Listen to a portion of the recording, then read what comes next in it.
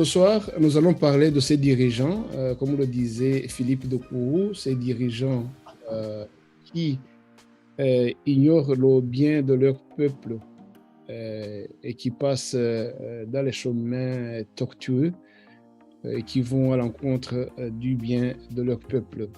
Aujourd'hui, rappelons aussi que le 30 août est une date anniversaire de la lutte contre les disparitions forcées. C'est vraiment le moment de parler de ces mauvais dirigeants qui ignorent toutes ces valeurs de la société moderne, entre autres ceux de préserver le bien de leur peuple. Les émissions de ce soir, nous les débutons en français, comme d'habitude, comme tous les mardis. Et nous allons parler justement, comme je le disais, du dirigeant de notre pays, le Rwanda,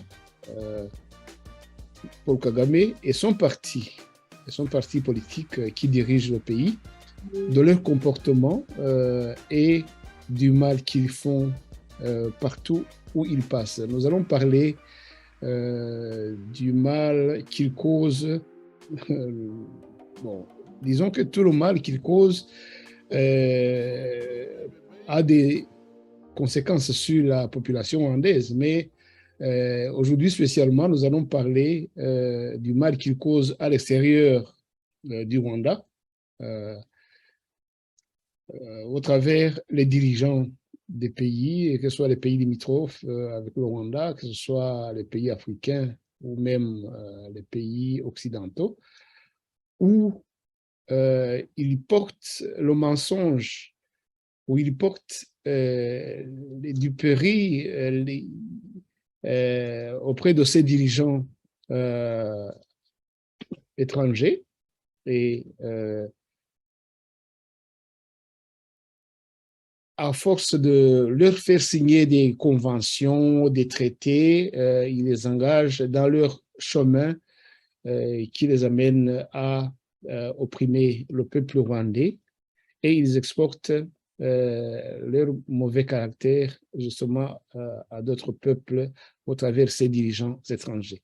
Nous allons en parler avec l'ambassadeur Ndagijimana Jean-Marie Vianney ce soir, qui est avec nous. Je commence d'abord par lui souhaiter la bienvenue. Bonsoir, ambassadeur Ndagijimana Jean-Marie Vianney.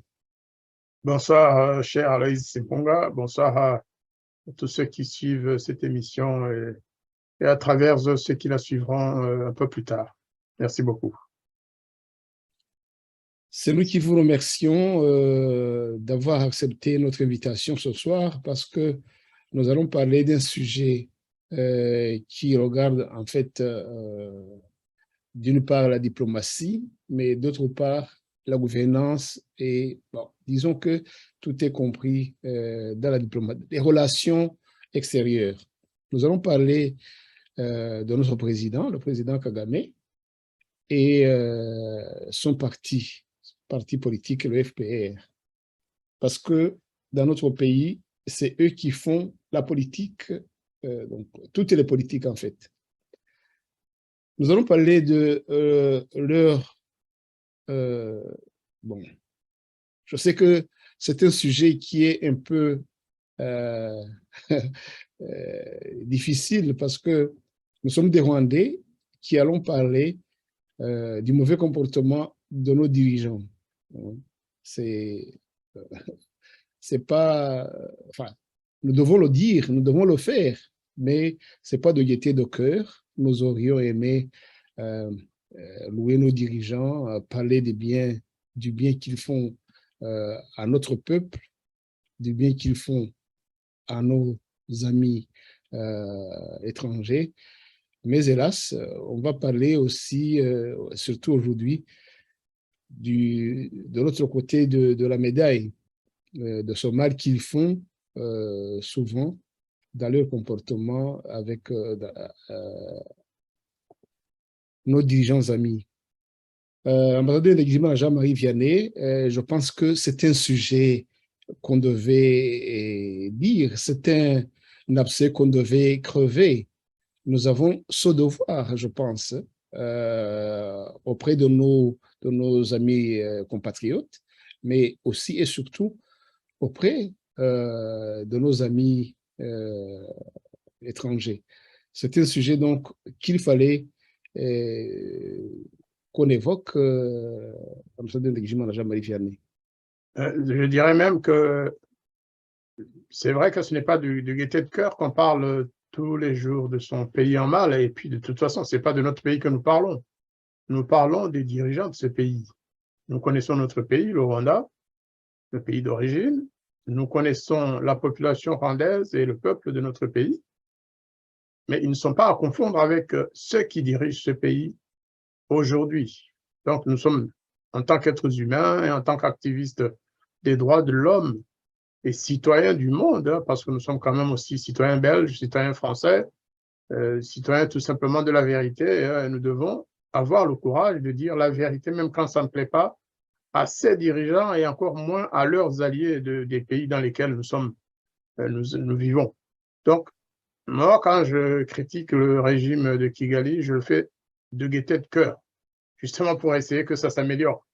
Ce n'est pas pour faire mal aux Rwandais ni au peuple rwandais, mais c'est pour faire bouger les lignes, d'abord pour faire comprendre certaines choses qui ne sont pas dites au Rwanda, pour les mettre, disons, sous la lumière par rapport à notre population qui n'est pas souvent renseignée, qui n'a pas les moyens de se renseigner ni de suivre l'actualité. Et donc, nous devons être à l'aise lorsque nous parlons de la situation au Rwanda, tout comme s'il y a des choses à critiquer en France, ou en Belgique, ou aux États-Unis, ou en Angleterre, ou ailleurs, nous devons aussi les dire, les dénoncer, en étant tout à fait à l'aise, en tant qu'êtres humains, en tant qu'activistes, et en tant que défenseurs des droits de l'homme, tout simplement. Je vous remercie beaucoup. Merci beaucoup. Le Rwanda est devenu actuellement le champion, toute catégorie, des pays qui font signer des conventions, des contrats avec les pays extérieurs. C'est vraiment, chaque ministre qui va à l'extérieur, surtout le président, là où il va, il fait signer 10 conventions d'un coup. Donc, le Rwanda est devenu champion de toutes ces conventions, de faire signer les partenaires. Bah, on peut se dire, oui, c'est bien que on soit lié avec les pays partenaires par des conventions, par des textes, mais ici, nous allons parler du contenu de ces conventions. Nous allons parler du contenu de ces textes qui lient les partenaires étrangers au Rwanda et qui engagent donc ces dirigeants étrangers à certains devoirs envers le Rwanda ou à certains avantages qu'ils doivent au Rwanda. Là, je parlais du contenu, c'est que souvent, une deuxième chose, c'est que souvent ces conventions qu'ils signent avec ces dirigeants étrangers, ils les entraînent dans un coin et ils les font signer ces contrats sans que souvent les organes de leur pays en sachent quoi que ce soit. Et la raison deuxième justement est issue de la raison première dont je parlais, c'est que le contenu, s'il était vraiment clair, le Rwanda pourrait laisser ses partenaires parler du contenu de ces contrats avec les organes respectifs de leur pays.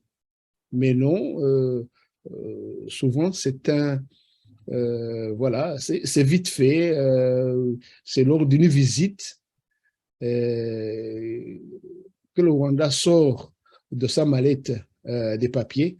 Ils disent, voilà, écoutez, signons ceci, signons cela, et les autres dirigeants, ils signent de bonne foi parfois sans lire des petits textes, des textes en petits caractères qui sont quelque part. Ambassadeur Ndagijimana Jean-Marie Vianney, je ne pense pas que je me trompe à ce sujet. Vous qui êtes diplomate de carrière, vous qui avez fait signer des contrats entre pays, entre différents pays, je pense que ce que je dis, quand même, est une réalité réelle. C'est une réalité, sauf que l'initiative de tous ces accords et conventions signés entre le gouvernement de Paul Kagame et certains pays, parce que ce n'est pas tous, ce n'est pas toujours, je pense, d'initiative rwandaise. Tout simplement, la France connaît les difficultés de Paul Kagame, les difficultés financières, les difficultés politiques, mais aussi l'utilité de ce régime dans la région des Grands Lacs. Une utilité qui n'est pas toujours favorable aux intérêts des autres peuples de la région. Mais la France sait. Et la France sait par quel bout commencer pour amener Paul Kagame à accepter tel ou tel accord. Parce que la France n'est pas un pays dirigé par des enfants. Hein. Ils ont des gouvernements élus démocratiquement. Le chef d'État, même l'actuel qu'on qualifie souvent de trop jeune, moi je ne pense pas que quand il va signer des accords avec Kagame ou quand il va décréter à Kigali que seule telle ethnie a été victime de massacre, que tel autre n'a rien à dire, et que ceci et que cela, je ne pense pas qu'il le fasse sans raison. Il a des intérêts et il veut plaire à ce régime. Les Anglais, lorsqu'ils signent un accord pour l'exportation ou l'enlèvement forcé de réfugiés africains ou asiatiques, arrivés en Angleterre par les voies sans doute que nous connaissons et qu'on veut les déverser sur le Rwanda, ce n'est pas toujours nécessairement Kagame qui prend l'initiative. Ce sont des pays qui connaissent aussi les difficultés de Paul Kagame. Eh bien, comme ils savent qu'il prêche, disons, dans un terrain conquis à l'avance, hein, sur le plan de l'acceptation ou du refus de tel ou tel accord, ils y vont, ils ne se le cachent pas. Les États-Unis sont un peu plus malins, j'allais dire.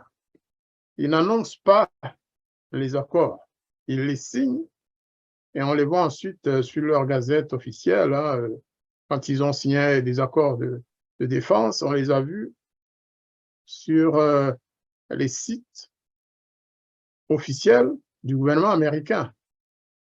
On voyait aller et venir des officiels, des délégations américaines à Kigali et vice-versa.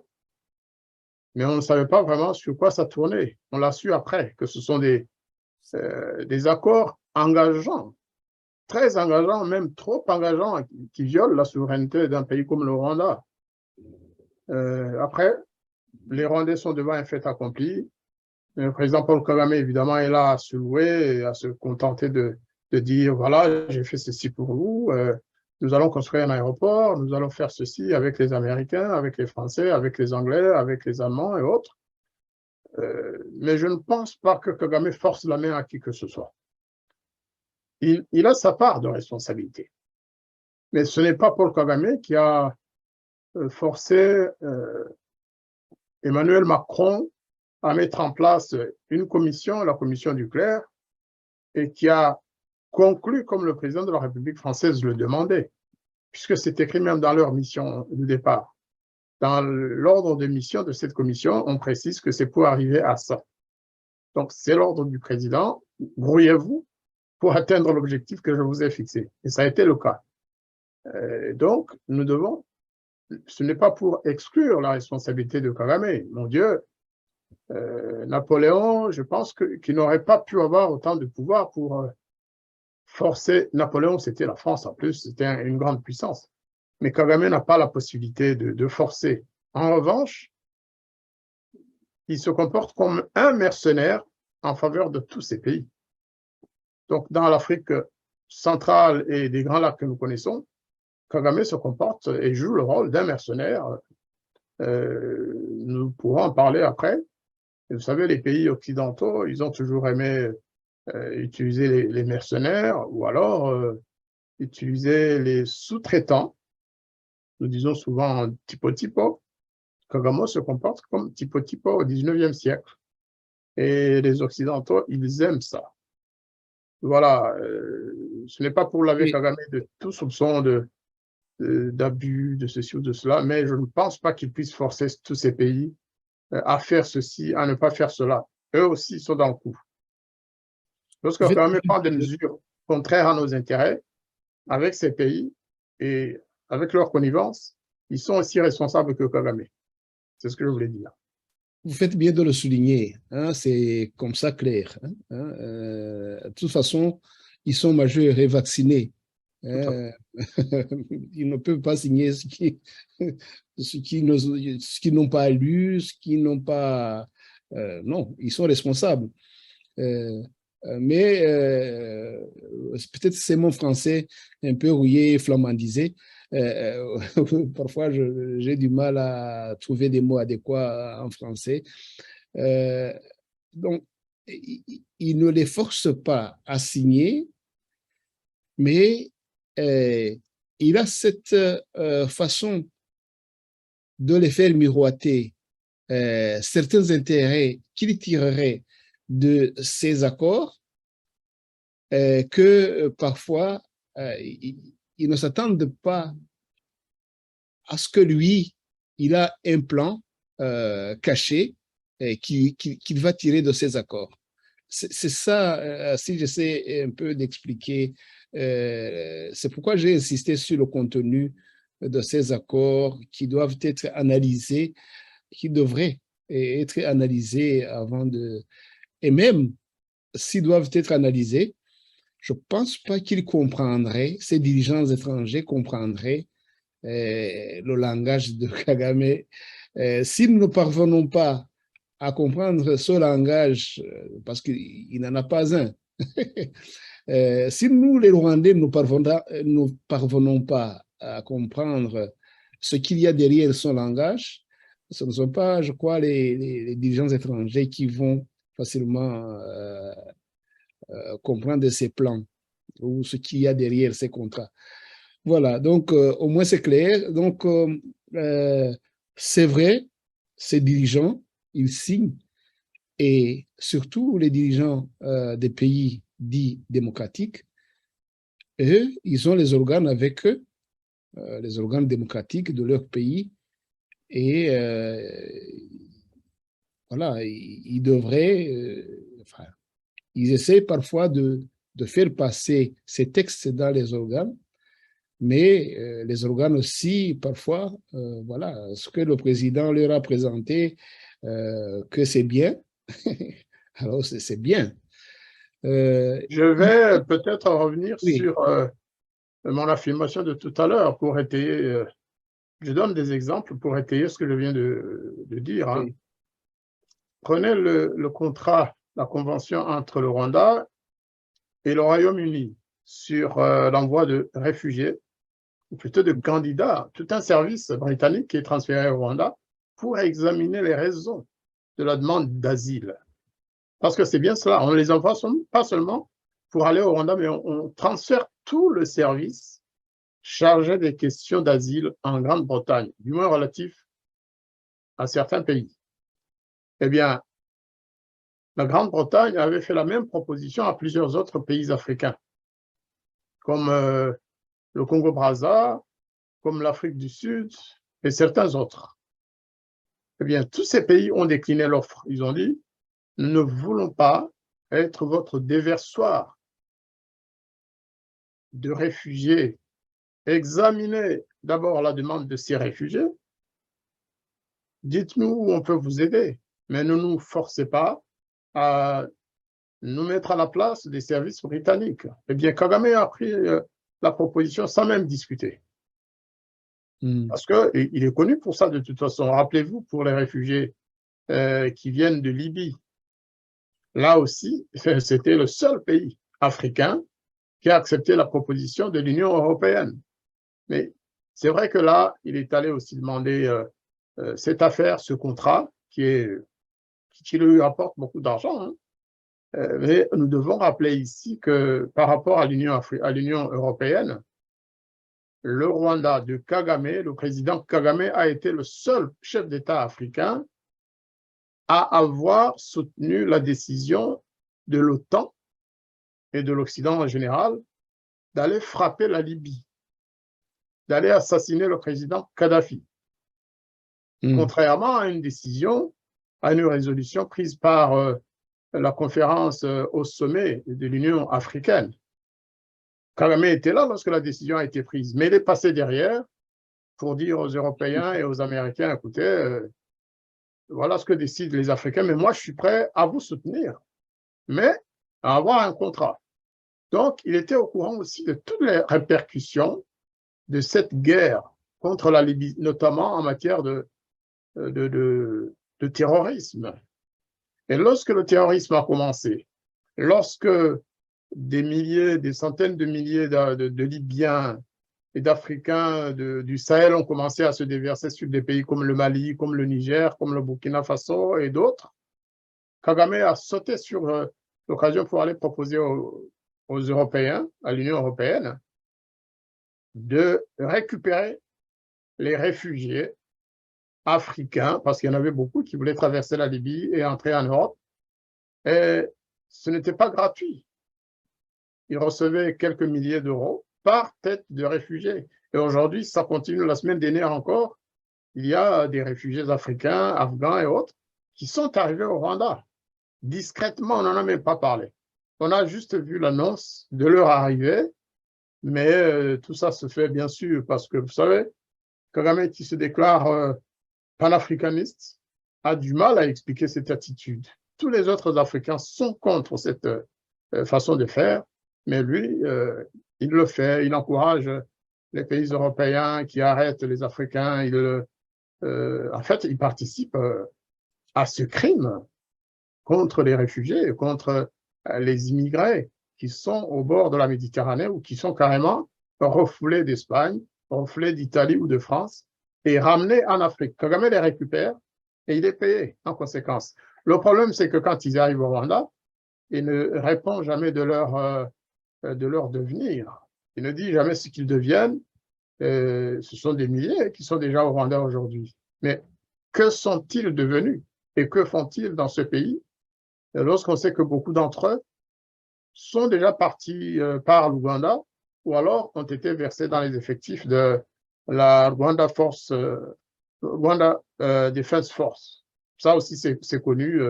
C'est des gens conformes hein, qui ont quitté Rwanda pendant quelques mois et puis ils sont tout simplement intégrés dans l'armée rwandaise pour faire la guerre à ses voisins, notamment à la RDC. Nous devons pouvoir le dire, ne pas pour dédouaner les Européens et les Américains qui lui donnent les moyens de faire cela, mais pour aussi souligner la responsabilité effectivement de Paul Kagame qui utilise tous ces phénomènes, tous ces contrats, toutes ces conventions pour déstabiliser la région. Voilà ce que je voulais ajouter. Bien, hein. Lui, il a chaque fois un plan. Hein? Il a chaque fois un plan qui ne dévoile pas à ses contractants. Voilà, il fait signer les contrats en toute d'égalité hein, à ses dirigeants étrangers. Mais lui, dans le contrat, il y a un autre contrat. Il a un plan. Et un plan qui ne, disons, qui ne coïncide pas avec l'intérêt que ses partenaires ont dans ce contrat. C'est là le problème, c'est là la fourberie, c'est là le mensonge. Et malheureusement, ces dirigeants, ils ne comprennent plus tard, et alors que les conséquences sont déjà là. Vous parliez de l'utilisation de Paul Kagame, l'utilisation qu'il fait assez, disons, immigrés qu'il a envie d'amener au Rwanda en grand nombre. Il a un plan pour ça. Et les Britanniques, parfois, ils ont compris ça plus tard, alors que le contrat a été signé, justement. C'est ça le problème. Ici, il y a un journal que vous avez probablement lu qui dit que les responsables britanniques ont fait part de leurs inquiétudes concernant la politique rwandaise selon des documents. Donc, les Britanniques, après avoir constaté que Kagame avait un plan derrière, ou alors tout simplement parce qu'ils croyaient que leurs intérêts allaient être servis par ces contrats, ils ont accepté de signer. Et au milieu du chemin, ils ont trouvé que c'était difficilement acceptable par certains organes britanniques. Alors, ils ont commencé les magouilles. Certaines autorités, certains individus ont commencé les magouilles pour cacher certains documents, pour cacher certaines vérités. Et là, c'est un signe que Kagame les a induits en erreur. Ils ne connaissaient pas que le contrat qu'ils allaient signer avait autre chose derrière. Parce que selon les documents qui ont été révélés, nous allons le voir dans cet article, les plans de Kagame, ils ont été découverts par après. Donc, une organisation qualitative affirme que les révélations dans une affaire judiciaire brossent le tableau d'un secrétaire à l'intérieur désespéré. Le secrétaire donc c'est Madame Patel, c'est le secrétaire d'État au ministère de l'Intérieur. C'est notre ami Goub qui fait quelques... voilà. Donc le tableau d'une secrétaire d'État à l'Intérieur désespérée de faire passer la politique parce que tout était découvert. Le ministère de l'Intérieur a fait passer sa politique d'envoi des demandeurs d'asile au Rwanda, malgré les inquiétudes répétées des responsables du gouvernement britannique. Il y ressort de documents soumis à une audience de la Haute Cour. Donc, cela a été constaté par ces documents. Le gouvernement a divulgué les documents qui soulèvent de nombreuses inquiétudes quant au plan du Rwanda avant une audience complète plus tard cette année sur la légalité de la politique. Donc, on peut ici souligner les inquiétudes quant au plan du Rwanda. Donc, le Rwanda a des plans qu'ils ont découverts par après.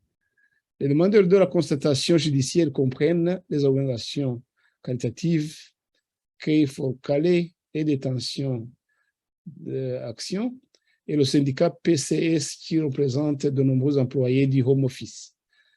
Voilà. Même le Home Office, donc le ministère de l'Intérieur, les fonctionnaires ont un syndicat qui s'est inquiété, d'ailleurs qui était partie prenante pour, donc dans le, disons, le cas de ces réfugiés. Il travaille avec plusieurs demandeurs d'asile individuels de pays tels que l'Irak, le Soudan, la Syrie et l'Albanie, qui ont été menacés d'expulsion vers le Rwanda lors d'un vol le 14 juin, qui a été bloqué après une action en justice. Voilà. Mais si on va plus rapidement, les révélations du gouvernement dans le cadre de l'affaire révèlent que le 10 février 2021, le haut-commissaire britannique au Rwanda, je suppose que c'est l'ambassadeur ou en tout cas son collaborateur, a déclaré que le Royaume-Uni ne devrait pas conclure d'accord avec le Rwanda car le pays africain, donc le Rwanda, ce pays africain, avait été accusé de recruter des réfugiés pour mener des opérations armées dans les pays voisins. Je suppose que ce haut fonctionnaire, le haut commissaire britannique au Rwanda, connaît la réalité, connaît les plans. Lui connaît les plans de Kagame et du FPR. Alors, il a mis en garde le ministère de l'Intérieur, via probablement vous le savez mieux que moi, le ministère des Affaires étrangères. Donc, il a fait des notes qui expliquent clairement ses inquiétudes. Le 18 février, une semaine plus tard, le 18 février 2021, le Rwanda a été identifié comme l'un des 14 pays évalués comme présentant des problèmes importants en matière de système d'asile et de droits de l'homme. Le Rwanda a reçu une note orange-rouge du gouvernement britannique en raison de graves préoccupations en matière de droits de l'homme. Voilà. Ça aussi, c'est un document qui montre que le gouvernement avait des raisons de ne pas pouvoir signer avec le Rwanda un tel contrat. Une note du Bureau des Affaires étrangères, du Commonwealth et du développement datée du 20 mai 2021, quelques 2 mois plus tard ou 3 mois plus tard, cette note a exhorté le numéro 10 à ne pas s'impliquer dans l'accord avec le Rwanda. Le numéro 10, je sais pas. Donc, le numéro 10, c'est l'adresse du ministère. C'est l'adresse du Premier ministre. Oui, oui c'est ça. Oui. Donc, cette note a exhorté le Premier ministre, Boris Johnson, à ne pas s'impliquer dans l'accord avec le Rwanda en raison de préoccupations importantes en matière de droits de l'homme. Encore une note interne, celle-là, a critiqué les preuves limitées quant à savoir si ces propositions seront suffisamment dissuasives pour ceux qui cherchent à entrer illégalement au Royaume-Uni. C'était la raison qu'il donnait pour signer le contrat d'exportation de ces réfugiés, de ces migrants avec le Rwanda. Une note interne encore détaillée qui semble être datée du 12 avril 2022, plus récente, la veille donc de la signature d'un protocole d'accord entre le Royaume-Uni et le Rwanda, indiquait que le risque de fraude est très élevé dans l'accord car le Royaume-Uni versait tellement d'argent au Rwanda. L'élément lucratif entre en jeu dans cette note.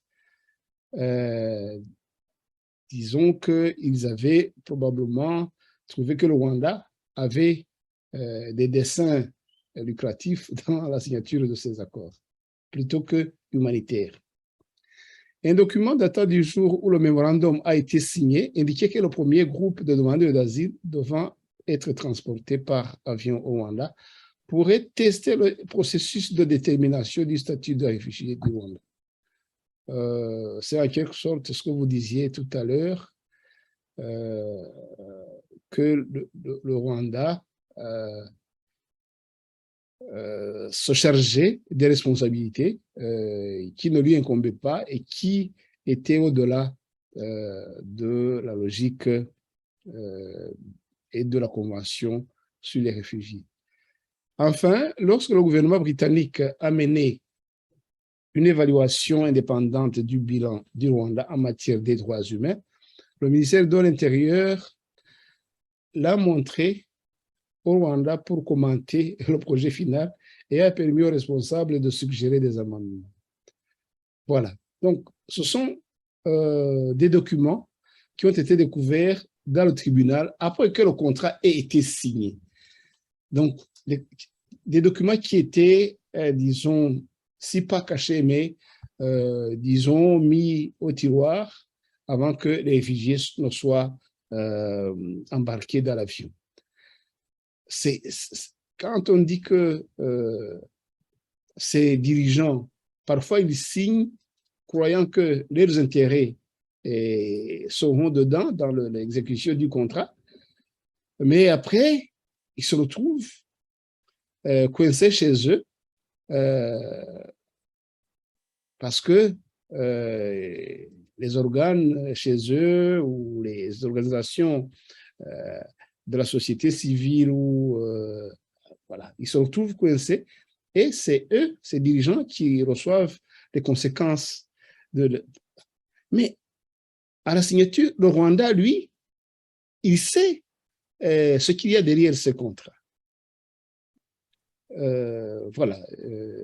C'est un exemple que j'ai repris pour vous le montrer, comme quoi ces dirigeants, ils se retrouvent par après en porte-à-faux avec leur gouvernement. Maintenant, ils sont en justice. Je crois que M. Boris Johnson a démissionné, ce n'est pas à cause de son contrat, mais ça s'ajoute à d'autres choses, et il paie la confiance, la situation lui échappe, il paie la confiance de la population ou de ses compatriotes. C'est un exemple que je donne, ambassadeur de Guinée, Jean-Marie Vianney, mais il y en a d'autres. C'est un exemple justement qui corrobore la thèse que ce n'est pas Kagame seul qui décide, parce que la Grande-Bretagne, le Royaume-Uni avait été prévenu longtemps en avance par d'abord l'ambassadeur, hein, le haut-commissaire de UK au Rwanda. C'est leur ambassadeur dans ce pays, donc il suit l'actualité, il suit tout ce qui se passe, il est là pour ça. Et il a fait des rapports en disant, faites attention, ce pays, ce n'est pas un modèle, comme on vous le dit. Ce pays, il a un record très négatif en matière des droits de l'homme. Ce pays est connu pour le mauvais traitement qu'il inflige aux réfugiés étrangers vivant au Rwanda. Et il faut savoir une chose, c'est que Mme Patel, qui est la secrétaire d'État à Londres, a une histoire avec les dirigeants actuels du Rwanda. Elle a une histoire personnelle avec ses dirigeants. Elle-même a ses racines en Ouganda. Son père était un riche commerçant indien ou pakistanais, je ne sais plus, qui vivait en Ouganda. Elle est arrivée à Londres en fuyant Idi Amin. Enfin, ses parents en tout cas.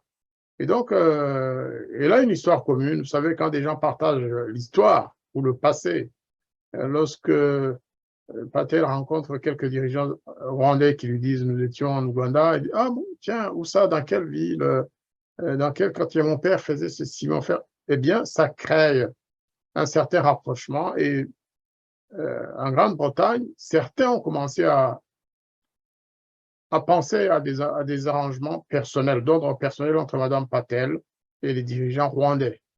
Que ça ne vous étonne pas si un jour, comme les différents responsables, comme l'ancien Premier ministre britannique, l'ancien ministre de la Coopération, eh bien, les Britanniques, à la fin de leur mandat officiel, ils sont devenus les conseillers de Paul Kagame. Des conseillers bien rétribués sur l'argent que la Grande-Bretagne avait versé au Rwanda.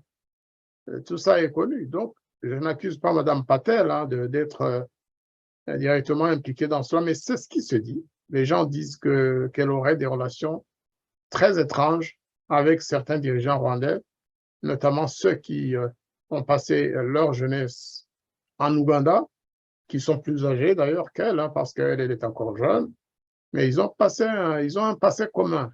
Ils ont un passé commun, ils ont souffert de la période d'Idi Amin. Certains se sont battus pour le chasser et mettre Museveni au pouvoir. Elle aussi, elle a des comptes à rendre à un passé ougandais, donc c'est des choses qu'ils partagent. Hein. Quand on voit l'acharnement de Mme Patel dans ce dossier, l'acharnement à convaincre son Premier ministre démissionnaire d'ailleurs depuis quelque temps, et l'acharnement qu'elle a mis à bloquer la décision de justice après la démission de Boris Johnson, on se dit, mais pourquoi elle fait tout ça? Pourquoi, à la place, elle ne plaide pas pour l'application stricte de la décision de la Cour européenne des droits de l'homme et de justice? Pourquoi? Donc, tout ça aussi, ça m'amène à penser que Kagame et son régime ne sont pas seuls responsables de cette affaire. C'est la même chose dans le dossier de la coopération militaire entre le Rwanda et l'Union européenne.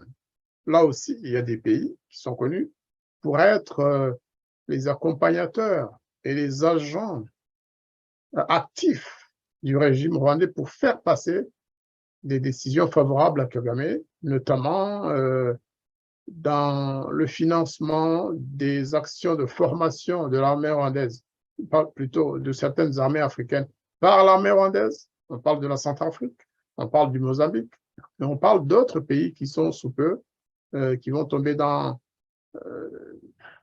ce jeu, être formés par l'armée rwandaise à la place de l'armée française, qui se retire de certains pays. Excusez-moi de vous couper, excusez-moi de vous interrompre un peu, mais si on entrait dans ce contrat, comment il a été certainement préparé, on trouverait aussi quelques petits trucs cachés quelque part. Comme... Naturellement, hein, c'est pourquoi dans des pays démocratiques, si on voulait vraiment aller jusqu'au fond des choses, il faudrait peut-être organiser une commission d'enquête en Grande-Bretagne. Si des députés le demandaient et si c'était pris en compte, il faudrait qu'on organise une commission d'enquête parce que c'est une question très importante qui gêne les intérêts de la Grande-Bretagne. Et aujourd'hui encore, ils s'obstinent, hein, les Anglais s'obstinent à absolument envoyer ces réfugiés au Rwanda, alors que la justice européenne dit non. Ils ont même menacé de se retirer du champ de cette justice européenne pour pouvoir envoyer des réfugiés afghans, syriens, érythréens surtout, éthiopiens, somaliens et autres. Et on sait où ils finissent, ces réfugiés-là. Donc, il y a des intérêts en jeu et qui ne sont pas nécessairement, qui ne vont pas dans le sens de la paix de la région d'Afrique centrale et des Grands Lacs, mais qui vont dans le sens des intérêts occidentaux, malheureusement. Tout à l'heure, on pourrait parler notamment de... Enfin, on verra. Si on doit en parler aujourd'hui, on verra. Mais le rôle que les États-Unis jouent et qu'ils ont joué, même après la visite de M. Anthony Blinken, le rôle n'est pas clair. Hein. Il y a beaucoup d'intérêts en jeu. Voilà. Oui, vous pouvez en parler. Hein, vous pouvez en parler. Ce sont des exemples. Ce sont des exemples. Ce sont des exemples de contrats un peu clairs. Ce sont des exemples parce qu'on a aussi des informations de toutes parts, hein, y compris de Kigali.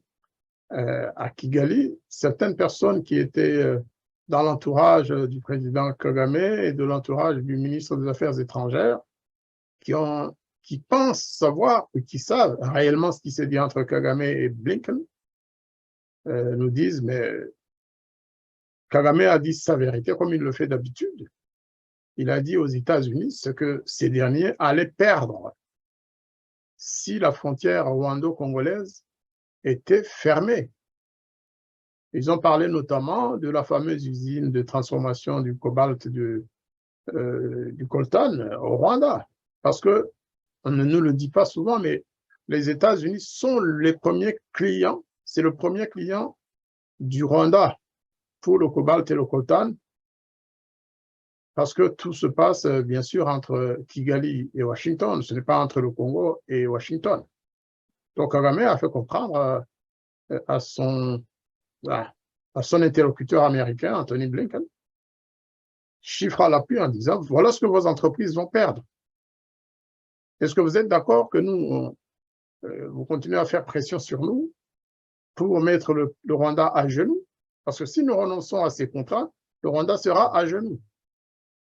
Mais vous aussi, vous aurez des conséquences de cette mise à genoux du Rwanda, de cet étranglement de mon pays. C'est ce que Kagame a dit à Blinken.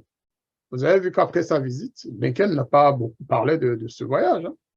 Au contraire, on se demande même si, au lieu de se saisir vraiment des revendications congolaises, si les États-Unis n'ont pas préféré écouter plus Kagame. Moi, je continue à penser qu'il y a eu quelque chose. Entre Kinshasa et Kigali, il y a eu des drôles de changements d'attitude.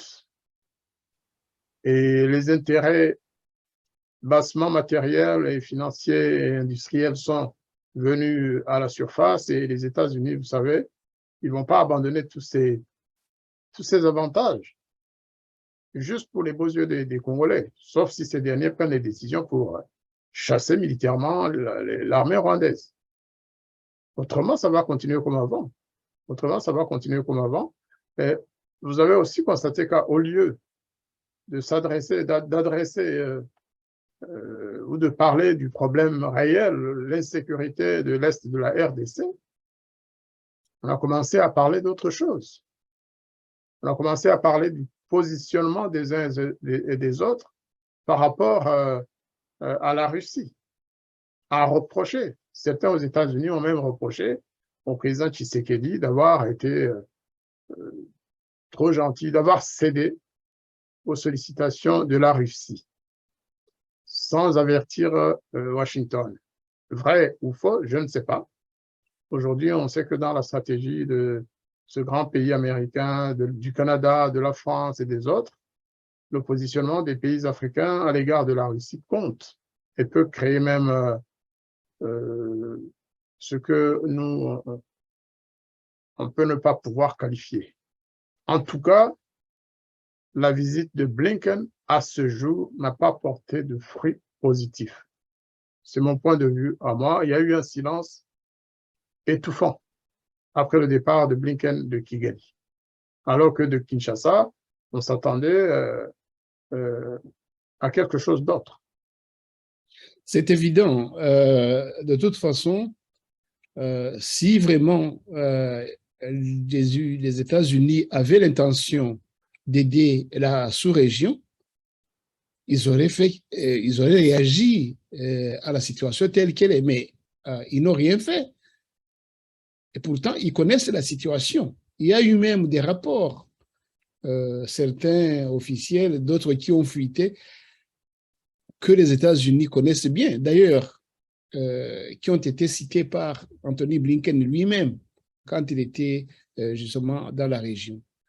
Mais tout ça, actuellement, il n'a rien fait, alors qu'il devait se baser sur toutes ces données, toutes ces informations pour annoncer la position des États-Unis. Mais actuellement, aucune position des États-Unis, rien n'a été dit, rien n'a été fait. Alors, vous avez raison quand vous dites que les États-Unis ont peut-être trouvé un frein à leur volonté d'aider le Congo à trouver la paix. Mais est-ce que les États-Unis, à la fin, parce que, bon, il y a d'abord les intérêts, qu'on ne se le cache pas. Il y a les intérêts de ces puissances qu'ils cherchent dans la région. Et que Kagame les fait miroiter même plus que les intérêts espérés. Mais à la fin, c'est ça le problème. Nous sommes ici aussi pour donner l'alerte, alerter ces dirigeants qu'à la fin, le plan de Kagame ne sert pas nécessairement ou ne va pas nécessairement avec leurs intérêts comme ils le croient, comme ils le croyaient. Qu'ils fassent attention, ceux qui ont des contrats ou ceux qui n'en ont pas encore, qui doivent les signer, parce qu'il les fait signer en masse, hein, les contrats. Il suffit d'être avec lui 5 minutes, il te présente tout un tas de documents et voilà, il te fait signer. Donc, c'est une occasion vraiment pour mettre en garde certains dirigeants peut-être qui ne sont pas encore tombés dans le panneau, qu'ils fassent vraiment attention. Parce que même les grandes puissances, même les États-Unis actuellement, sont, disons, gênés par le comportement de Kagame qu'ils ont découvert évidemment plus tard. Et comme tout fourbe, lui, il se garde un truc pour faire le chantage une fois que celui qui aura tombé dans le panneau se sera réveillé et qu'il lui demande des comptes. Vous venez de parler de cette usine et des millions que les États-Unis perdront s'ils ne le soutiennent pas. Voilà, c'est ce genre de choses, de chantage par après, qu'ils vous mettent devant les yeux. Alors, vraiment, c'est le moment de dire attention à ces dirigeants étrangers qui côtoient le président Kagame pour qu'ils fassent attention. Tous ceux qui ont fait signer des contrats avec lui actuellement sont mal embarqués chez eux, dans leurs pays respectifs.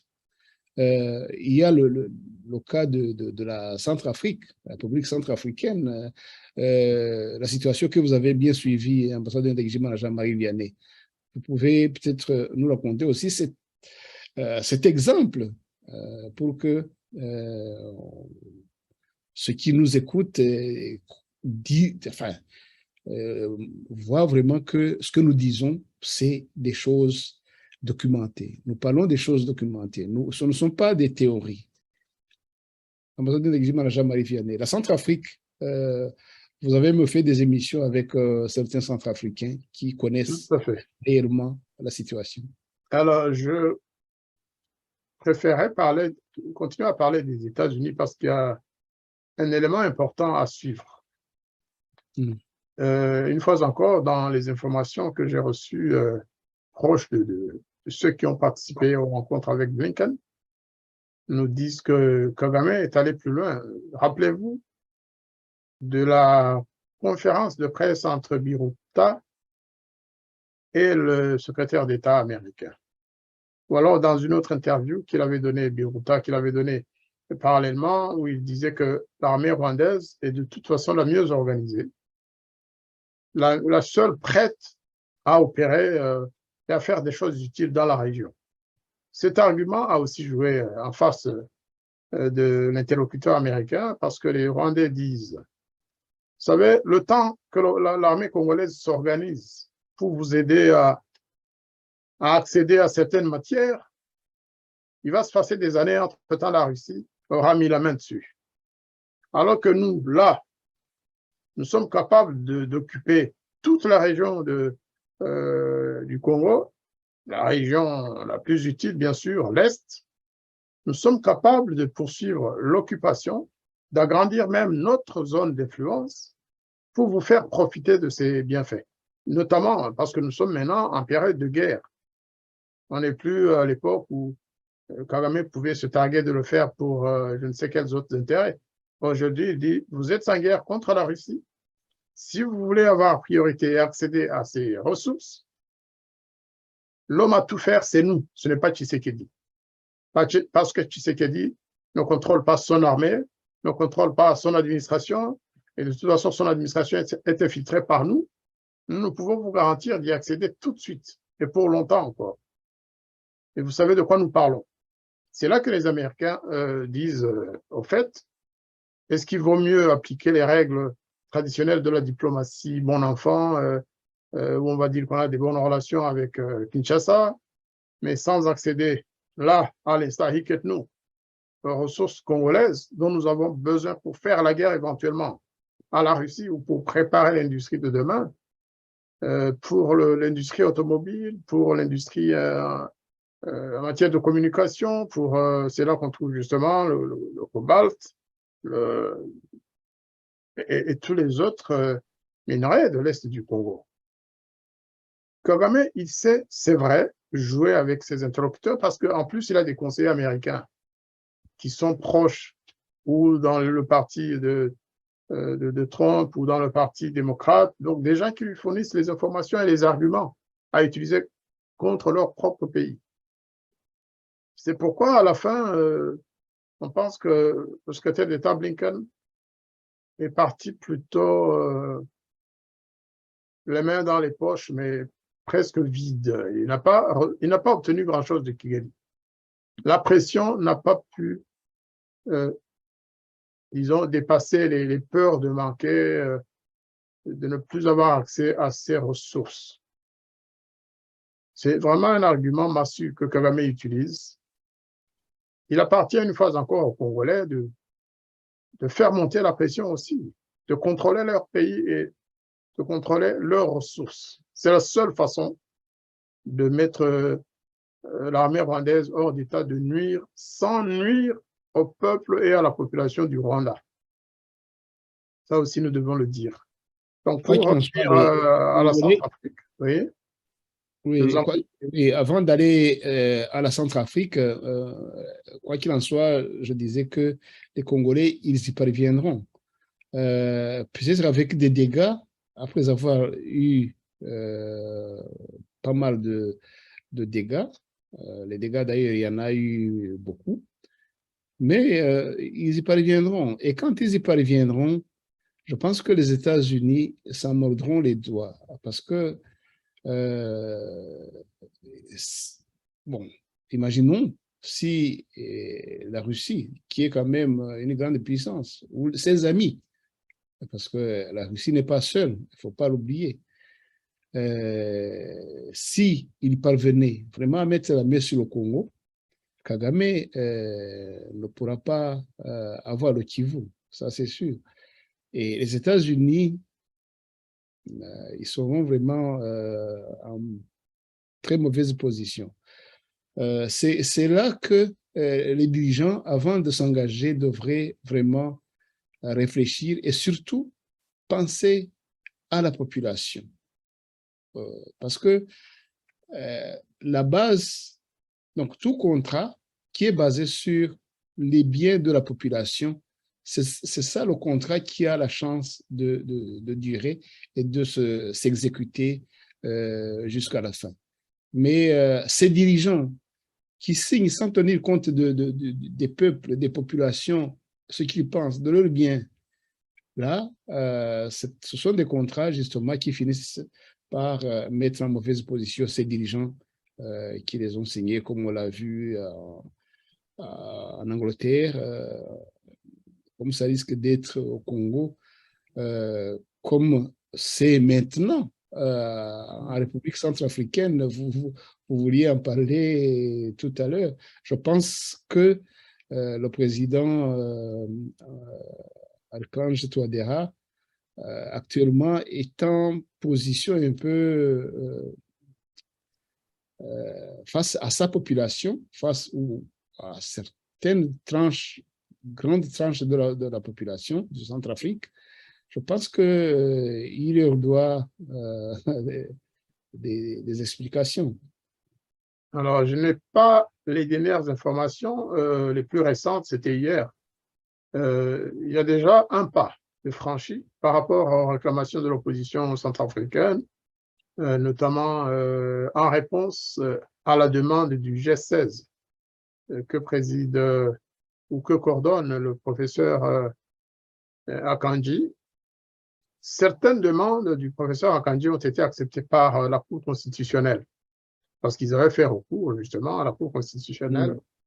Il y a des choses que cette dernière demande à Archange Touadéra de réviser et de ne pas mettre en application, comme la vente de la nationalité par le Sango Coin, par le Bitcoin. Or, ça, c'est très important. C'est là que le professeur Akanji disait, vous savez, si telle personne, telle manière de tel secteur voulait acheter la nationalité et la donner à plusieurs, ou alors donner de l'argent à des millions d'Américains pour qu'ils achètent leur nationalité, les Centrafricains seraient débordés. Ouais. Et ça vient de tomber. La Cour constitutionnelle centrafricaine a suivi l'avis du professeur Akanji, ce qui est quand même une bonne chose.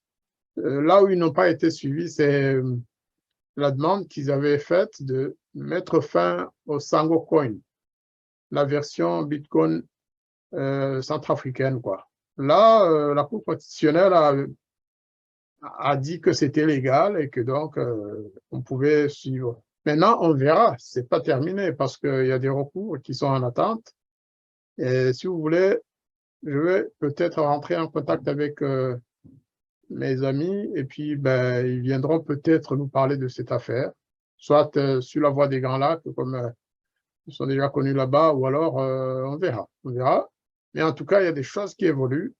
La population centrafricaine ne veut pas continuer à pâtir notamment de la politique d'Archange Touadéra, la politique importée du Rwanda, où le FPR et son armée, où les dirigeants, les autorités de Kigali ont le pouvoir de tout faire dans ce pays, y compris à se placer en face de la RDC, du côté de Bangui, pour contrôler un peu ou menacer la souveraineté de notre grand voisin, la RDC. Donc tout ça, ce sont des choses qui sont en marche. On peut peut-être y réserver une autre séance de débat, d'échange, d'information. Aujourd'hui, à mon avis, il serait compliqué de traiter cette question en profondeur. Mais en tout cas, les Centrafricains sont bien réveillés face à cette question. C'est vrai que on ne peut pas aborder tout ça, c'est tout un dossier, hein, mais pour ceux qui ne connaissent pas vraiment l'histoire, je leur dirais que le Rwanda a fait signer, donc c'est toujours la même procédure, le Rwanda a fait signer au président Archange Touadéra des contrats.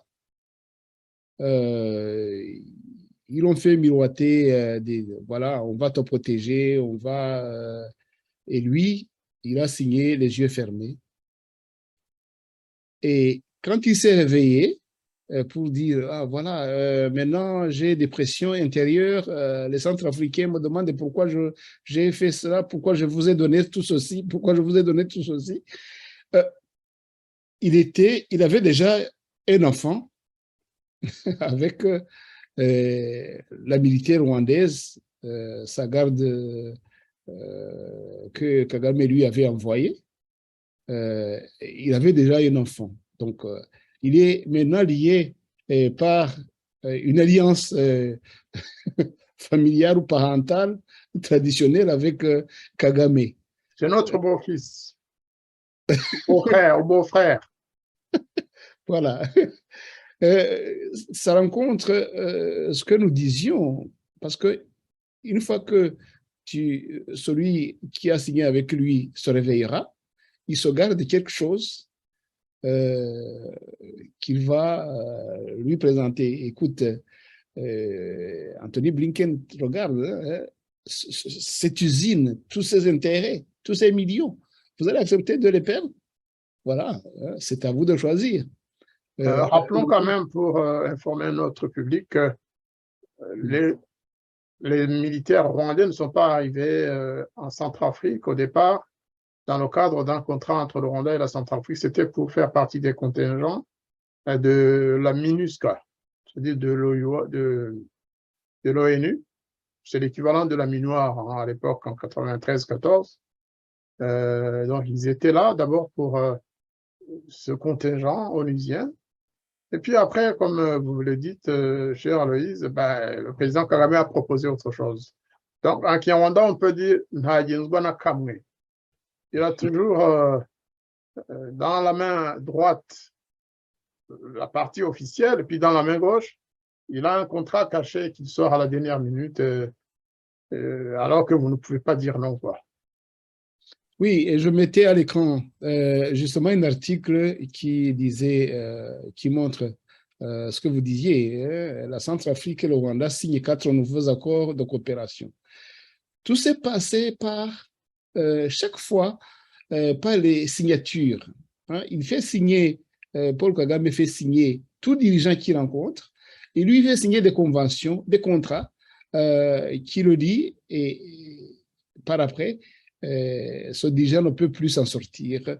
Et s'il s'en sort, s'il se réveille, le président Kagame aura quelque chose pour le faire chanter.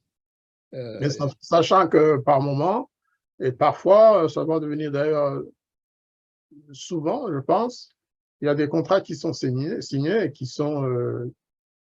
tombent en annulation du fait justement de leur caractère léonin. On a vu aussi des contrats signés avec le président Tshisekedi. Après son arrivée au pouvoir, il a signé des contrats avec Kagame. Hein, et aujourd'hui, ils sont caducs, nuls et non avenus. Donc, tant mieux. Vous parlez de Tshisekedi, justement. Tshisekedi s'est réveillé, les mains et les pieds liés.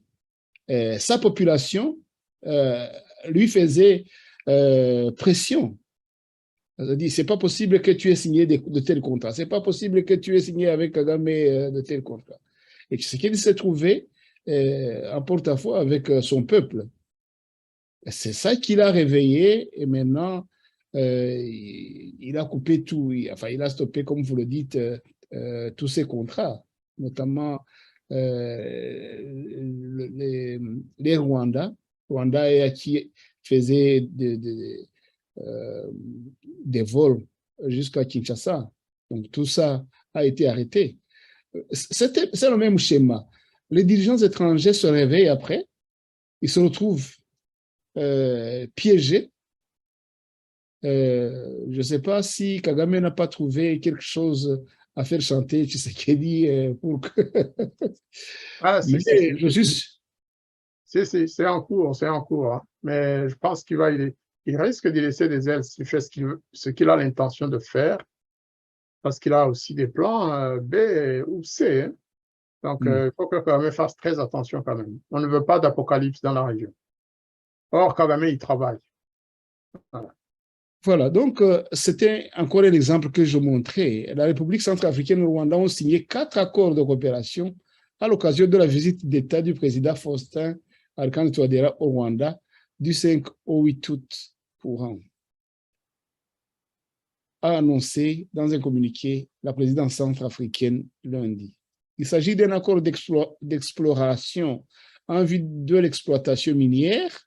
Sur tout ça, donc les accords visent souvent l'argent, les mines, tout ça.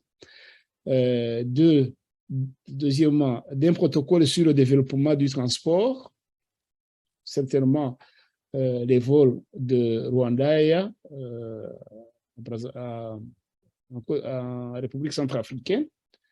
3. D'un protocole d'entente relatif à l'appui et à la mise en œuvre de la stratégie nationale de la réforme du secteur de sécurité dans le domaine de la défense en République et d'un protocole d'entente pour la coopération dans le domaine de la planification économique. Ça veut dire quoi? Ça veut dire un protocole d'ingérence dans les affaires de la Centrafrique, tout simplement, dans le domaine économique, dans le domaine de la coopération, dans le domaine de la défense, dans le domaine des mines. Voilà, un protocole d'accord comme ça. Et les Centrafricains, ils se sont retrouvés vraiment vendus par leur président.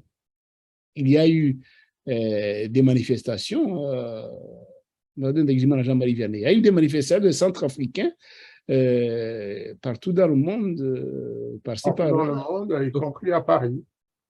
devant l'ambassade du Rwanda. Tout à fait. Et le président Archange Touadéra est sous pression. Il ne sait pas où aller. Et il ne peut pas couper les ponts avec le Rwanda parce que Kagame lui dit, attention, viens rendre visite à ton fils ici. Il y a ton fils ici qui pleure. En fait, toutes les initiatives du président Kagame dans plusieurs pays africains déstabilisent les régimes en place en pensant les aider. Parce que le caractère étranger, omniprésent de ce régime, vous savez, on le voit très très facilement à Bangui. Il y a beaucoup de personnalités rwandaises qui sont apparues, dont la représentante, je pense, de l'ONU, du PNUD, et de je ne sais plus quelle autre organisation. Je pense que c'est l'Organisation mondiale de la santé ou voilà, de l'agriculture. Et beaucoup de représentants d'institutions onusiennes, des représentants d'origine rwandaise, comme ça tout d'un coup. Et les Centrafricains, ils ont des yeux pour voir. Ils se disent, mais quelle relation y a-t-il entre le Bitcoin, c'est-à-dire l'achat de terres par des Rwandais, l'ouverture de nouveaux magasins partout dans le pays par des Rwandais et des anciens militaires rwandais, d'ailleurs, parce que ce sont des retired, des militaires à la retraite, mais qui sont combatifs, plutôt qui font partie des contingents combattants. Hein. Ils peuvent faire la guerre à tout moment. Donc, ça provoque des malaises dans les pays d'accueil. Au Mozambique, nous avons une situation pareille ou similaire. Aujourd'hui, la zone que le Rwanda s'est targué d'avoir libérée, d'avoir aidé le gouvernement mozambicain à libérer, eh bien, cette zone est encore partiellement sous occupation rebelle, alors que ça a créé des frictions entre le Mozambique et les autres pays de la SADC. Vous voyez? Donc, partout où, malheureusement, le régime qui est à la tête de notre pays passe pour soi-disant aider les Africains, il y laisse des traces plutôt négatives. Aujourd'hui, il y a une partie de Cabo Delgado qui est occupée par les rebelles, entre guillemets, dits islamistes. Alors, quelle a été l'action du Rwanda? Pourquoi le Rwanda a empêché la SADC d'agir? Elle s'est précipitée. Là aussi, elle a donné comme explication le fait qu'une armée seule comme ça, une armée organisée comme celle du Rwanda, serait plus efficace qu'un contingent composé de 18 pays ou de 16 pays, et que donc le Mozambique devrait, et c'est ce qui s'est passé, le Mozambique a préféré l'arrivée des troupes rwandaises avant celle de la SADC. Mais les choses sont en train de changer. Parce que le président mozambicain a compris qu'il avait commis des erreurs, je pense. On l'a vu d'ailleurs au dernier sommet de la SADC à Kinshasa. Le président mozambicain, on le voyait un peu mal à l'aise, mais aussi heureux de reprendre sa place dans cette grande famille de la SADC. Mais on sentait que quelque part, il avait fait faux bond à ses camarades d'Afrique australe. Est-ce qu'on peut dire qu'on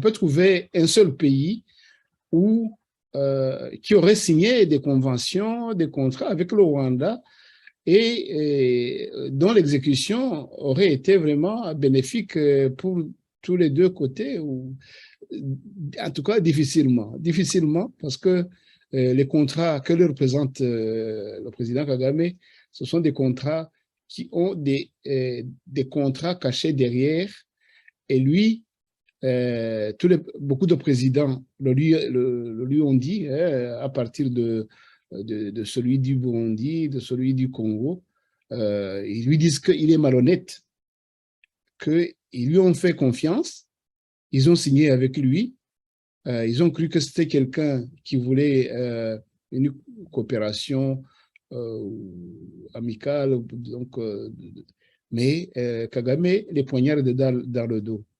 C'est chaque fois comme ça. Je ne connais pas un seul pays au monde où vraiment les relations avec le Rwanda ont été et resté et ont été et ont resté et sont restées vraiment amicales. Voilà. Les pays de l'Union européenne, jusque-là, le contrat qu'ils ont signé avec Kagame sur l'affaire des réfugiés, justement, jusque-là, ils sont fidèles entre Kagame et l'Union européenne. Je crois que ça se passe bien, parce que le contrat est en exécution. Il y a des réfugiés africains ou autres qui sont redirigés vers le Rwanda. La semaine dernière encore, je vous l'ai dit. Et puis, il y a quand même l'ami Israël. L'ami Israël, vous savez que Israël a eu aussi des problèmes avec le transfert de demandeurs d'asile qui venaient surtout Netanyahou a eu des problèmes avec Netanyahou a eu des problèmes avec son gouvernement et tout à fait. À cause de ça. L'Assemblée israélienne. Il a eu parce des que problèmes. Israël, c'est quand même une démocratie. Malgré tout ce qu'on peut lui reprocher, Israël est une démocratie. Les gens posent des questions. Des journalistes israéliens sont allés au Rwanda pour enquêter et ils sont revenus avec des rapports. Des rapports qui prouvaient que le Rwanda, en faisant venir des réfugiés érythréens, somaliens, soudanais, éthiopiens et autres, qu'il avait justement un autre plan et que ces réfugiés, de toute façon, ne restaient pas du tout au Rwanda. Quelques-uns seulement, oui, mais que les autres étaient refourgués aux Ougandais et qu'à partir de Kampala, le réseau de Kagame, avec un de ses parents, cousins, je pense, qui était John, il s'appelle, c'est lui qui jouait ce rôle et ça rapportait beaucoup d'argent, aussi bien à Kigali qu'à Kampala. Et ces réfugiés-là étaient, une fois encore, ils étaient obligés de payer un deuxième exil. Et John et son réseau s'occupaient de les transférer en Libye. Évidemment, contre paiement. En fait, une fois qu'ils arrivaient en zone civilisée, à Kampala, ils appelaient leur famille en disant, voilà, nous sommes à Kampala maintenant, tout ce qu'on nous avait donné est épuisé, envoyez-nous un peu d'argent pour partir. Et ces contre-paiements de plus de 5 000 $ chacun à John, un des cousins de Kagame, qui est le chef de ce réseau, ces contre-paiements que John les aidait avec les autorités ougandaises d'ailleurs à rejoindre la Libye. Et il y en a beaucoup qui sont partis, qui sont aujourd'hui en Grande-Bretagne alors qu'ils avaient été chassés au moment où ils allaient atteindre la Grande-Bretagne. Il y en a qui, oui, il y en a qui sont en Grèce, il y en a qui sont en Espagne, il y en a qui sont en Italie, qui ont suivi la filière rwandaise. Jusqu'à ce que la boucle soit bouclée. C'est une boucle de mafieux en fait. Il faut qu'on le dise aussi. Même le contrat dont vous parlez avec l'Union européenne, c'est qu'ils ne savent pas ce qui se passe. Oh, ils sont très informés. On leur a tout dit, ils savent. Il ne faut pas qu'ils essaient de se dédouaner. Ils sont complices de ce réseau mafieux de Kagame. Il ne faut pas qu'ils racontent des histoires. Oui, nous leur avons ils sont informés. Ah, ils sont informés et leur contrat ne s'exécute pas comme il faut, en fait, comme ils le croient. Parce que si Kagame laissait les journalistes enquêter, certainement que les immigrés envoyés par l'Union européenne, au travers des fonds de l'Union européenne, se retrouveraient, donc les chercheurs, les journalistes trouveraient un autre réseau qui les aurait détournés. Parce que j'ai ici un écrit d'un journal qui a envoyé un journaliste au Rwanda, et le Rwanda n'a pas voulu lui donner le visa. Si vous étiez le Rwanda de Paul Kagame, vous n'accepteriez pas de laisser venir les enquêteurs. Hein. C'est toujours comme ça. Rappelez-vous d'ailleurs, lorsque vous avez autant d'avocats à Bruxelles, donc vous êtes Kagame, vous avez ce réseau de mafieux qui trafiquent les réfugiés de partout, vous êtes tipo, mais en même temps, vous avez autant d'avocats à Bruxelles, au sein de l'Union européenne même. Rappelez-vous ce qu'avait dit le responsable de la diplomatie européenne quand Kagame était à Bruxelles. Mais il avait défendu Kagame comme si c'était son client ou je ne sais pas. Je me suis dit, mais attendez, ce monsieur-là, il est censé défendre les intérêts de l'Union européenne, mais au contraire, il est devenu l'avocat de Paul Kagame et de son régime. Il a dit des choses incroyables. Et en même temps, vous avez d'autres chefs d'État européens, des premiers ministres, de là chez vous, des responsables au plus haut sommet d'ici chez nous. Et d'ailleurs, comment voulez-vous que tout soit éclairci si l'homme, le gentil Kagame, a autant d'avocats dans le système même qu'il a aidé à construire ce réseau mafieux? C'est ça le problème, c'est un cercle vicieux. Ça commence à Bruxelles, ça va à Kigali, ça remonte à Bruxelles, il y a des implications de certaines personnalités. Mais voyez-vous, l'ambassadeur rwandais à Londres, Johnson Bunsig, il est ambassadeur, alors qu'il a avoué quelques mois avant qu'il avait payé pour kidnapper Paul Rusesabagina. Comment voulez-vous, d'ailleurs, je voudrais profiter de ce moment pour rappeler à nos compatriotes que Paul Rusesabagina a été kidnappé il y a 2 ans. Donc, on ne l'abandonne pas, on est là pour rappeler qu'il est en prison, que que les États-Unis ont déclaré que c'était un prisonnier illégal. Il n'est pas seul. Il y a des dizaines d'autres Rwandais, des jeunes, des plus jeunes que Paul Rusesabagina, qui sont en prison juste parce qu'ils ont ouvert des chaînes YouTube. Ou d'autres parce qu'ils ont créé des partis politiques. Les pays européens le savent. Il y en a aussi qui sont en prison. Il y en a aussi qui sont en prison parce qu'ils ont lu, enfin, ils ont voulu lire et comprendre un livre qui leur parlait de comment on peut réussir une révolution. Eh bien, donc ils ont commis un crime putatif qui n'a jamais existé, mais on a dit, tiens, s'ils font cette réunion et s'ils lisent ce livre, il peut nuire à la sécurité du pays. Donc, devant la justice, une justice normale dans des pays où la justice fonctionne normalement, Voilà une affaire qui serait déclassée dès le départ. On ne peut pas accuser quelqu'un d'intention, d'avoir eu l'intention qui n'a même pas été, qui n'a pas eu de commencement ou de début de matérialisation. Et les jeunes sont là depuis bientôt 1 an. Ils sont en prison. Donc, ces pays occidentaux dans lesquels nous vivons, qui sont donnés comme modèle de respect des droits de l'homme ou de démocratie, franchement, les Africains doivent commencer à mettre ça en question. Nous devons lutter. C'est ce que j'allais vous demander, justement, de conclure les mots de clôture de cette émission, parce que si on en parle, ça prendrait des semaines. Mais pour aujourd'hui, je pense que je ne peux que vous remercier vraiment de de tous les éclaircissements que vous nous avez donnés sur la malfaisance de Paul Kagame dans les contrats qu'il fait signer à nos amis, à nos pays, à nos dirigeants amis, qui finalement se retournent contre eux. Parce que lui, chaque fois et chaque contrat a toujours des mauvaises intentions derrière. Voilà. Donc, un mot de clôture et nous allons nous séparer. Un mot de clôture, je finis ce que je commençais à dire déjà, que nos compatriotes, qu'ils soient rwandais, qu'ils soient congolais, qu'ils soient sénégalais ou autres, ils doivent se dire que notre destin n'est pas que dans nos pays respectifs, les pays d'origine, qu'il est aussi dans les pays dans lesquels nous vivons.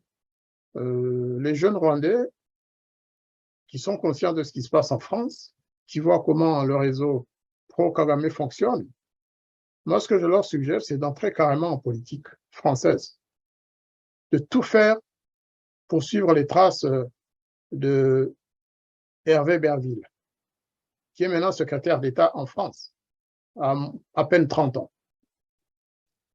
Il faut que nos jeunes aussi entrent en politique. S'il faut dire des choses différentes, qu'ils soient là pour les dire, les vérités qu'on ne dit pas aux Français et aux dirigeants français. En Belgique, la même chose. Il ne faut pas qu'on ait peur de faire de la politique en disant, oh, après tout, nous sommes que des... Non, on est des Rwandais, mais on est aussi, pour certains, ils sont nés en France, ils sont nés en Belgique, ils sont nés aux États-Unis et ailleurs. Eh bien, je pense que nos jeunes doivent absolument s'engager en politique dans les pays où ils vivent. Hervé Berville n'est pas venu en France pour devenir secrétaire d'État. C'était un exilé, un jeune qui avait quelques mois à peine ou 2 ans après sa naissance, pendant le génocide. Eh bien, il est aujourd'hui secrétaire d'État. On peut le critiquer, on peut dire... Patel qui est venu, voilà. Patel qui est venu d'Ouganda, elle est ministre. Patel qui est venu d'Ouganda, elle est ministre, secrétaire d'État à la coopération, je pense, ou à l'intérieur, des choses comme ça. Il faut que nos enfants, plutôt que de penser à faire l'impossible, c'est-à-dire à retourner au Rwanda pour ceci ou pour cela, alors qu'ils savent que là, ça ne va pas, qu'ils s'engagent. Ici, l'amont, c'est vrai, c'est le Rwanda normalement, mais ici, ça peut être aussi l'amont. L'aval peut être le Rwanda, les conséquences de leur action. Vous savez tous quand même que lorsqu'il a à prendre la parole, M. Hervé Berville prend la parole pour lui aussi au gouvernement rwandais. Donc, je ne lui reproche pas ça, c'est tout ce qu'il sait du Rwanda.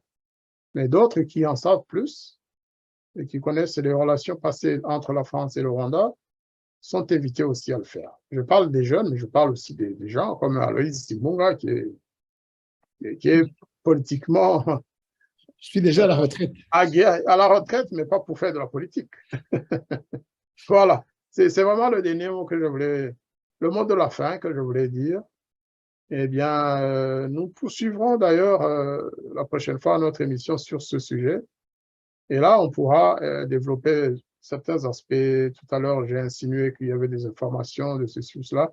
Je crois qu'il y a des révélations qu'on doit faire sur notamment ce qui se prépare en RDC du côté de Kigali. C'est très important et nous sommes là pour aider nos peuples à vivre dans la dignité, à éviter cet apocalypse que Paul Kagame nous prépare. Merci beaucoup. C'est nous qui vous remercions, ambassadeur indéguisement Jean-Marie Vianney, pour votre présence, pour vos idées, pour la lumière que vous nous avez apportée sur certains sujets, surtout le sujet justement de la nuisance de Paul Kagame au travers ces contrats qu'il fait signer ici et là, partout où il va. C'était notre devoir d'en parler aujourd'hui. On doit le répéter parce que ce serait un manque de venir en aide aux gens. Nous qui savons c'est une nuisance et que nous nous taisons, c'est un manque de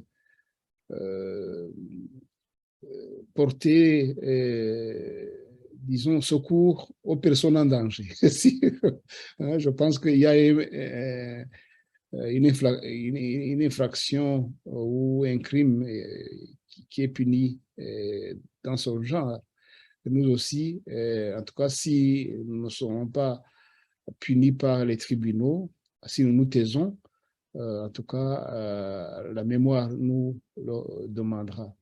Vous voulez dire, en fait, le crime de non-assistance à personne en danger ou à peuple en danger?